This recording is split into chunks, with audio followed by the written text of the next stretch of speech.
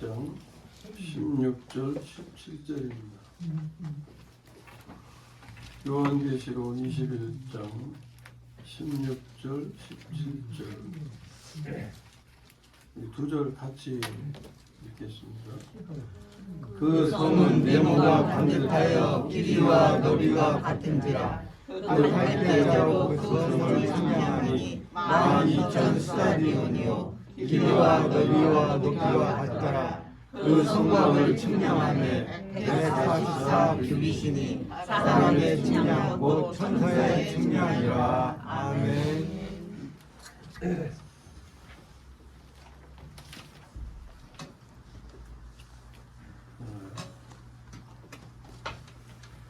오늘 예배 후에는 수원을 또 다녀오시게 되는데 시간이 좀 걸리는 일이라 시정 하실 수도 있는데 정보가 입수돼서요 그 예배가 길어지고 말씀이 길어지고 그러면 짜증이 많이 나실 것 같다는 정보가 입수돼서 조금 제가 감안을 하려고 합니다.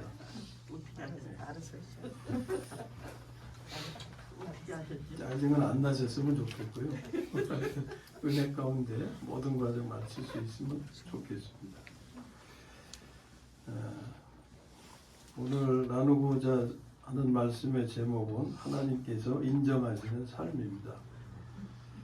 성경에 보면 분명히 인정받고 못 받고 분명히 구분이 되죠.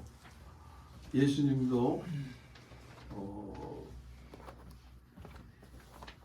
우리가 주의 이름으로 많은 일을 하지 않았습니까?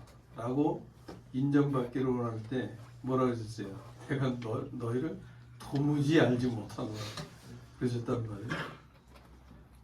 또 그 대표적인 게 가인과 아벨의 경우 아닙니까? 아벨은 인정을 받았는데 가인은 인정을 못 받았어요. 그래서 우리는 인정받는 자리에 서야 될 줄로 믿습니다. 아멘. 인정받는 자리. 그래서 하나님께서 인정하시는 삶은 어떤 것인가? 오늘 말씀에 그런 의미가 담겨 있어서 그런 내용을 좀 나누려고 하는 거예요.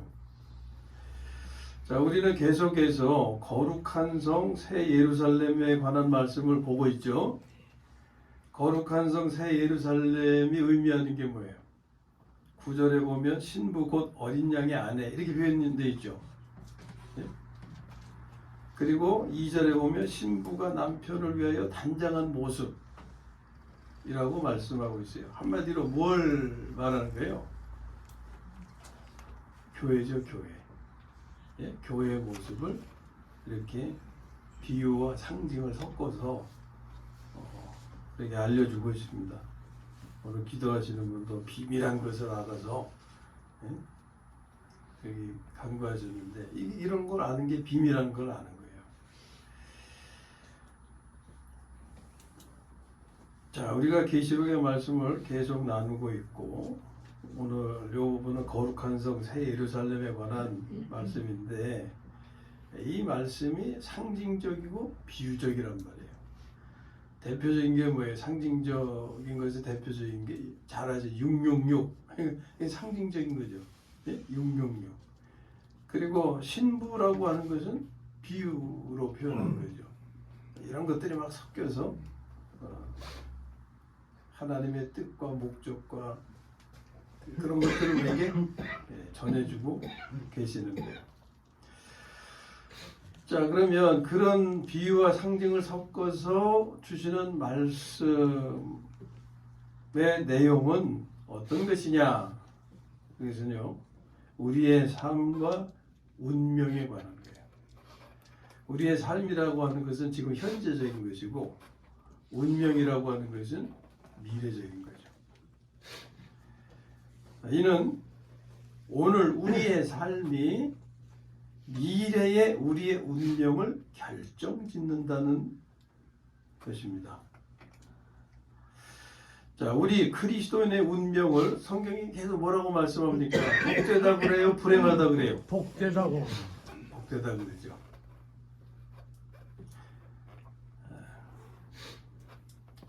그런데 이 복은 저절로 우리의 삶이 되는 것이 아니죠. 이 복은 빼앗는 자가 가지게 되는 것입니다. 그런 표현이 있잖아요. 천국은 침노하는 자가 빼앗느니라. 그 말씀이 그런 걸 일러주는 거예요. 또 성경의 표현은 아니지만 세상 사람들도 그런 진리를 체험적으로 알고 있어요. 그게 뭐냐면 하늘은 누굴 도와요? 스스로 돕는 자를 돕는다 하는 게 그들이 삶 속에서 체득한 진리예요.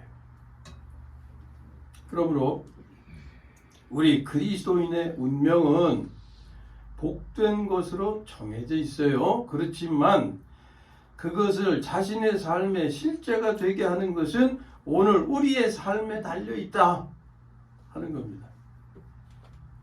그러므로 말씀을 통하여 이것을 깨닫고 깨달으신 대로 오늘을 살아가면 복된 미래는 오늘 자신의 삶에서 누리게 되고 우리의 미래가 천국이 약속되어 있잖아요.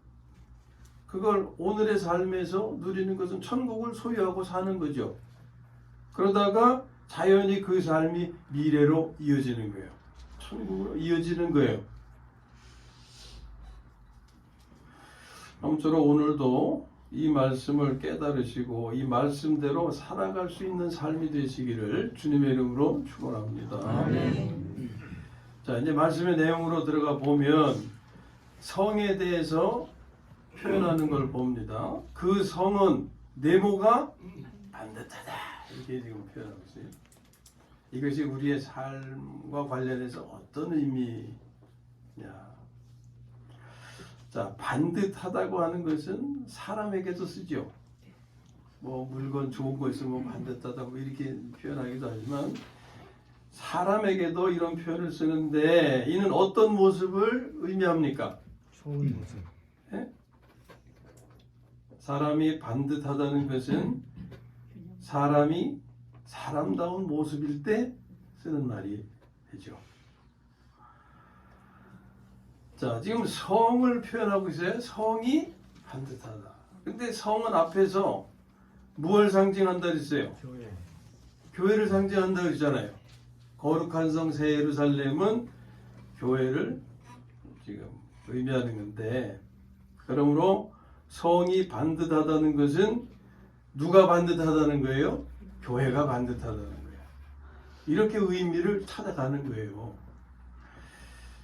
자, 이때 교회는 건물을 의미하는 것이 아니고 구원받은 분들을 의미하는 건 다 알고 계시죠?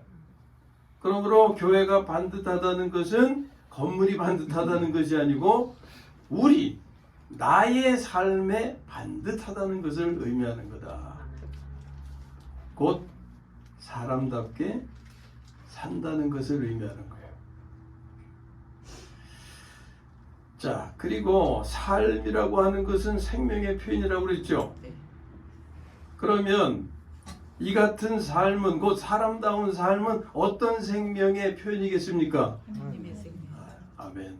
당연히 하나님의 생명의 표현입니다. 이걸 새 생명이라고도 하죠. 곧 우리가 하나님의 생명을 살 때 사람답게 살게 된다는 것입니다. 자, 그 다음에 하나님은 우리의 삶을 측량하시는데 측량의 기구가 뭐예요? 금자. 갈대자. 갈대자. 금자. 그 금이라는 의미가 중요한데 16절에 그렇게 말씀하잖아요. 금갈대자로 측량하시는 거예요. 그리고 그 측량에 대한 표현을요. 그 측량을 17절에서 보면 사람의 측량이라고 하시면서 또 뭐라고? 천사의 측량. 천사의 측량이라고 또 말하고 있어요. 이 말씀의 의미가 무엇일까? 이것을 알게 하시는 말씀이 또 있어요. 이게 말씀을 여러 곳에서 이렇게 보시면은 서로 해석을 해주고 알게 해주고 하는데 마태복음 22장 30절 말씀에 잘 들어보세요. 부활 때는 장가도 아니가고 시집도 아니가고 하늘에 있는 천사들과 같으니라. 아멘. 이런 말씀이 있어요. 자, 부활 때는 중간에 빼고 누구와 같다? 하늘에 있는 천사. 네, 하늘에 있는 천사들과 같으니라. 그러니까 사람이 부활 때는 부활 때 이것은 지금 현재가 아니에요. 사람이 부활할 때가 오잖아요. 부활 때에는 천사의 모습과 같다는 거예요. 자, 여기서 사람이 사람다운 모습일 때 네모 반듯하다. 여기 반듯하다 이런 표현한다 그랬죠. 또 우리는 사람이 사람다운 모습을 보일 때 이 말을 써서 표현해요. 지금 무엇에 관한 거죠? 천사에 관한. 예? 천사의 측량. 그것이 의미하는 게 우리가 천사를 빗대어 표현하는 게 있잖아요. 아우 천사 같아. 예? 천사가 따로 없어. 예? 그것이 의미하는 게 뭐예요? 마음이 고운. 사람다운 모습. 사람다운 모습을 볼 때 그렇게 표현하는 거예요. 자, 그런데 사람이 천사 같을 때는 지금 마태복음에서 언제? 부활 때다. 그러면 그것은 미래의 일이라고 그랬잖아요. 그 미래의 일이 현재를 사는 나와 무슨 상관이 있어요? 그러니까 이것을 알아가는 게 은혜를 깨닫는 거죠. 사람이 천사 같을 때는 부활 때의 모습인데 이것은 미래의 모습이라고 그랬어요. 이 미래의 모습이 현재의 모습이 될 때가 있고 되어야 하는데 그것은 어느 때냐? 그런 모습은 우리의 삶은 생명의 표현이라고 했잖아요. 그러니까 우리가 천사의 모습을 나타낼 수 있는 그런 생명은 어떤 생명? 하나님의 생명이죠. 그러니까 이 말씀이 이렇게 연결이 되는 거예요. 이러한 천사 같은 삶이 부활 때의 모습인데 이제 오늘 나의 삶에서 이런 모습을 나타낼 때는 부활 생명을 살 때다. 하나님의 생명을 살 때다. 그것을 우리에게 알게 하시는 거예요. 그러니까 이것은 미래적인 사건이지만 오늘의 삶에서 하나님이 뭘 원하시고 뭘 기대하시는지 그걸 우리에게 알게 하시는 거예요.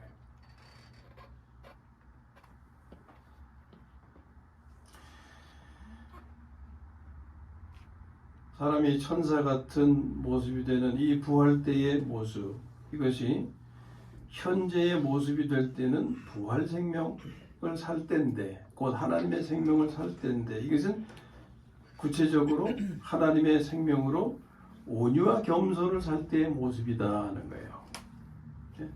우리가 하나님의 생명으로 온유와 겸손의 모습을 살 때 사람들의 눈에는 무엇으로 비쳐? 천사. 무엇으로 보인다고요? 천사. 천사처럼 보인다 그 말이에요. 그러므로 하나님께서 측량에 대해서 사람의 측량 곧 천사의 측량이라고 하신 것은 하나님께서 측량하시는 것은 오직 부활 생명으로 산 것만 인정하신다 이런 의미. 아멘. 아멘. 곧 하나님께서 인정하시는 것은 온유한 척하는 것이 아니라 참된 온유를 인정하신다는 거예요. 온유한 척하는 건 어떤 생명의 표현이에요? 옛 생명의 표현. 참된 온유는 하나님의 생명, 새 생명의 표현이에요. 이제 말씀의 제목의 의미를 이해하시겠어요? 하나님께서 인정하시는 삶이 어떤 것인지. 하나님은 우리가, 교회가 사람다운 사람이 되기를 원하시는 거예요. 그리고 우리를 사람답게 하는 생명은 오직 하나님의 생명뿐임을 알려주시는 거예요. 우리가 사람답게 되는 것은 옛 생명의 노력이나 훈련을 통해서가 아닌 거예요. 금욕을 통해서가 아니고 고행을 통해서가 아니다. 하나님의 생명을 통해서다. 왜냐하면 그 생명은 부활 생명이기 때문에. 옛 생명은 아무리 고행을 통해서, 금욕을 통해서, 노력과 훈련과 교육 이걸 통해서 어떻게 좀 바꿔보려고 하지만 그 생명은 타락한 생명의 죄된 생명이기 때문에 될 수가 없는 거예요. 부활 생명이 아닌 거예요.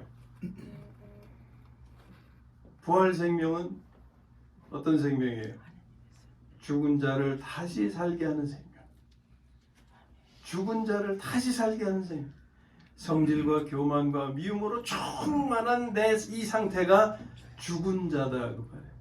바울이 그랬잖아요. 이 사망의 몸에서 누가 나를 건져내냐. 예? 원하는 바 선은 행치 아니하고 원치 아니하는 바 악을 행하는 이 몸이 바로 죽은 몸이다. 죽은 자. 이런 죽은 자를 다시 살게 하는 생명이 부활 생명이다. 하나님의 생명이다. 그 말이에요. 성질의 사람을 온유한 사람으로 살게 하는 생명. 이게 부활 생명. 죽은 자로 하여금 다시 살게 하는, 새롭게 살게 하는 생명. 우리 그리스도인은 구원받을 때 하나님의 은혜로 하나님의 생명을 받은 분들입니다. 아멘. 이거부터 분명하고 확실하게 아셔야 되는 거예요. 이게 출발점이에요. 이게 시작이에요.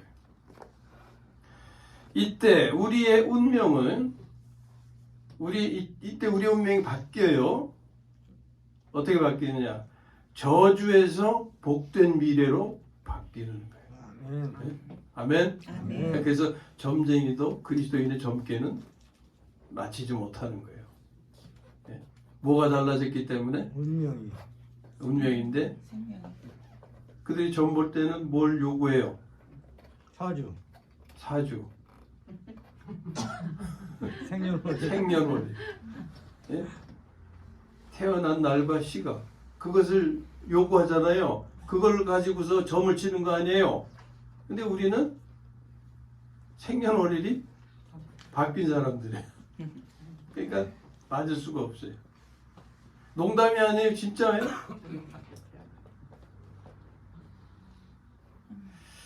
우리의 운명은 구원받을 때 하나님의 은혜로 저주에서 복된 미래로 바뀌었어요. 갈라디아서에 보면은 우리의 저주가 속량되었다 그랬잖아요.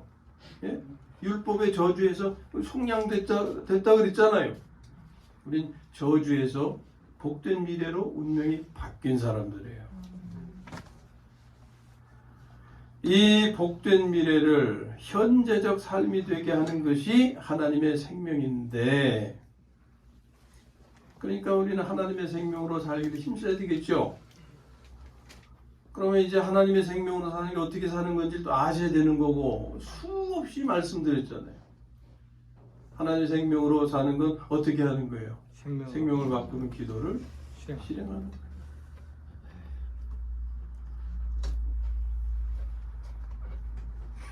우리가 하나님의 생명으로 살고자 할 때 복된 미래는 오늘 내가 누리는 삶이 되는 겁니다. 하나님의 생명으로 살고자 하는 것은 생명을 바꾸는 기도를 드리는 것입니다. 성질날 때 주님 저의 온유가 되어 주세요. 그리하면 천국을 지키고 누리게 되는 것입니다. 아멘. 반대로 성질을 부려보세요. 천국이 사라져요. 천국을 빼앗겨요. 내가 빼앗는 게 아니라 빼앗겨요. 누구에게? 마귀한테. 예? 생명을 바꾸는 기도를 실행함으로 그래서 천국을 지키고 누리게 될 때 이것이 복된 미래를 현재 삶이 되게 하는 것이다. 아멘. 끝났어요. 결론을 줘야죠. 아무쪼록 하나님의 생명으로 살기를 힘써서 반듯하고 천사 같은 사람다운 사람이 되어서 남편 곧 어린 양 예수 그리스도를 위하여 아름답게 단장한 신부 같은 거룩한 성 새 예루살렘으로 건축되어지기를 주님의 이름으로 축원합니다. 아멘. 짜증 안 나시